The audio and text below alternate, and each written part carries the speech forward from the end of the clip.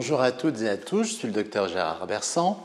Dans le cadre de nos petites vidéos sur les synergies thérapeutiques, je voudrais vous parler aujourd'hui de la silhouette qui est très importante en cette période automnale. Soit on a pu garder une silhouette estivale et on aimerait bien la garder un peu pour l'hiver, soit il y a eu des abus un peu dans l'été et on aimerait bien ne pas aggraver les choses en hiver et essayer de se refaire une petite silhouette. Alors, toujours pareil, nous avons notre prise en charge holistique qui va comprendre la nutrition, l'activité physique, les suppléments, l'hormonologie. Et en médecine régénérative, je vais donc vous parler des synergies thérapeutiques et vous parler de la lipocavitation associée à la mésothérapie.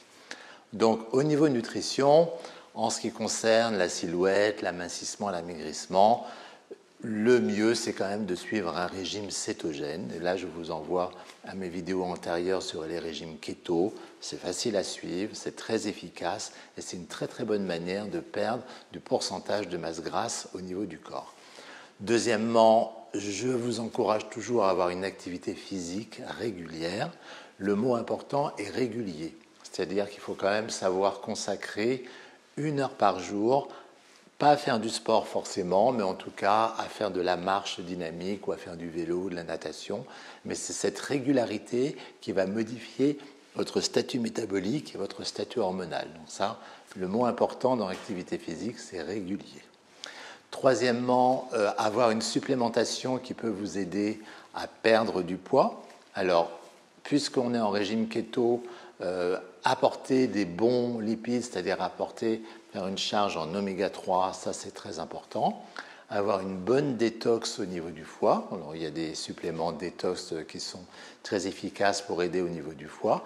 Donc, insister sur un bon microbiote intestinal, insister notamment sur Lactobacillus gasseri, qui est un probiotique important dans la perte de poids.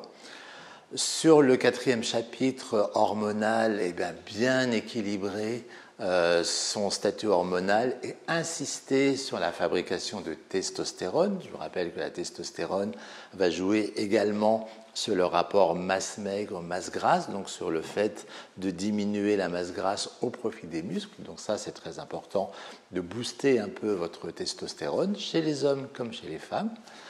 Enfin, dernier point, dans les synergies, je voulais vous parler à la fois de la lipocavitation. Cette lipocavitation va envoyer des ondes au niveau de la membrane des cellules graisseuses de façon à ce qu'elles se fragilisent et qu'elles s'ouvrent. Et ensuite, on va associer ça avec de la mésothérapie, avec différents produits. Moi, j'aime bien associer la carnitine, par exemple, qui va dissoudre un peu les graisses, avec la DMAE qui va un peu refaire un peu du collagène et du silicium. Tout ça pour améliorer l'environnement dermique et diminuer le pourcentage de masse grasse. Alors, une fois qu'on a fait cette lipocavitation mésothérapie, il faut la recommencer assez souvent, tous les 15 jours à peu près.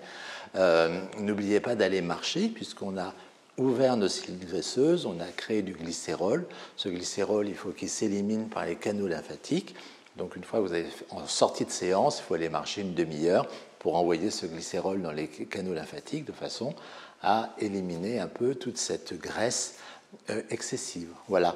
Donc cette prise en charge holistique, nutrition, activité physique, supplémentation adaptée, équilibre hormonal, va accompagner nos techniques synergiques, l'hypocavitation mésothérapie, et vous pourrez refaire ou garder une silhouette la plus fine possible, la plus healthy possible, c'est-à-dire la plus à même d'apporter vos défenses immunitaires. N'oubliez pas que la graisse au niveau du ventre, outre le côté esthétique, c'est quelque chose qui est très dangereux puisque ça correspond aussi à la graisse périviscérale, ce n'est pas la même, mais ça correspond à cette graisse périviscérale